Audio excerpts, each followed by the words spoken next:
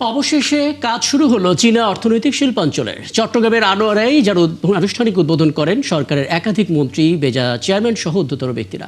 এ সময় অর্থমন্ত্রী জানান, শুধু চীন নয়, সব বাণিজ্যিক অংশীদার দেশকে সমান সুযোগ দিতে চায় সরকার। এর আগে কিন্তু বিডিআর চেয়ারম্যান জানিয়েছেন, আগামী ১.৫ বছরের মধ্যে কারখানা চালুর চ্যালেঞ্জ দিয়েছেন প্রধানমন্ত্রী। চট্টগ্রাম থেকে আরও জানাচ্ছেন রাকিব হোসেন, ক্যামেরায় ছিলেন মিরাজ সুমন।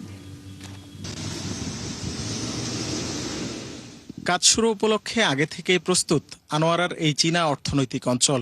দুপুর ১২টার দিকে যেখানে আসেন অর্থমন্ত্রী আমির খসরু মাহমুদ চৌধুরী, সঙ্গে ছিলেন স্বরাষ্ট্রমন্ত্রী, চীনা রাষ্ট্রদূত সহ আরও অনেকে। ১ দশক পর নতুন আনুষ্ঠানিকতায় আবারও শুরু হলো প্রকল্পটির উন্নয়ন কাজ। আলোচনার শুরুতে প্রকল্প বাস্তবায়ন ও বিনিয়োগ নিয়ে নানা প্রতিশ্রুতি দেন চীনা রাষ্ট্রদূত এবং প্রতিনিধিরা। জানিয়ে আশ্বস্ত করেন অর্থমন্ত্রীও, বলেন বিনিয়োগ আনতে এই সরকার প্রতিজ্ঞ।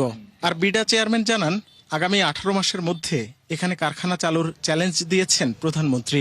জোনটা চালু করতে আসলে কতদিন সময় লাগবে? ওনারা প্রথমে বলেছিলেন ৩ থেকে ৫ বছর সময় লাগবে। আমাদের মাননীয় প্রধানমন্ত্রী আমাদেরকে চ্যালেঞ্জ করেছিলেন যে ১৮ মাসের মধ্যে উনি প্রথম ফ্যাক্টরি এখানে দেখতে চান। এবং ওনাদের যে চেয়ারম্যান ছিলেন উনিও প্রমিস করেছেন তারপরে যে প্রথম ১৮ মাসের মধ্যে উনি প্রথম ফ্যাক্টরিটা প্রোডাকশনে আমরা এই এলাকায় দেখতে পাবো। এখানে ১ লক্ষের অধিক লোক চাকরি করবে।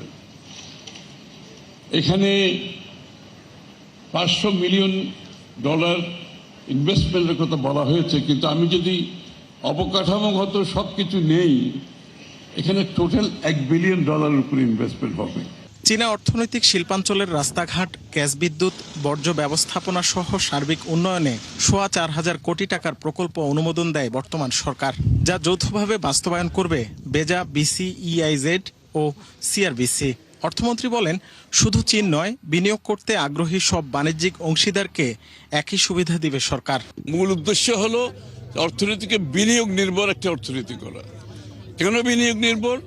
বিনিয়োগ নির্ভরের মাধ্যমে বাংলাদেশের গ্রোথ যদি আমরা বাড়াতে চাই, বাংলাদেশে যদি আমরা কর্মসংস্থান সৃষ্টি করতে চাই, আমরা যে $1 ট্রিলিয়ন ইকোনমির কথা বলছি 2034-এ, সেখানে যেতে হলে আমাদেরকে বিনিয়োগ ছাড়া, এবং মোস্টলি প্রাইভেট সেক্টর বিনিয়োগ, বিদেশি বিনিয়োগ। আমরা দেশি এবং বিদেশি সকল বিনিয়োগকারীদের জন্য আমরা নিরাপত্তা নিশ্চিত করব, সিকিউরিটি নিশ্চিত করব ফর অল ইনভেস্টার্স, এবং প্রত্যেকটা ফেজে, এইটার ডেভেলপমেন্টের প্রত্যেকটা ফেজে আমরা সেটা এনশিওর করব।